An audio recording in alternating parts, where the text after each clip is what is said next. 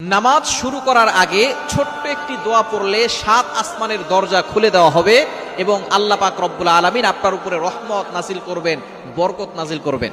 এমন একটি দোয়া আছে যেই বাক্যগুলো খুবই সহজ এবং উচ্চারণ করাও সহজ, এবং আপনি আমল করলে একবার বলার সাথে সাথে নবীজি সাল্লাল্লাহু আলাইহি সাল্লাম জানিয়ে দিয়েছেন তার জন্য আসমানের 7টি দরজাই খুলে দেওয়া হয়।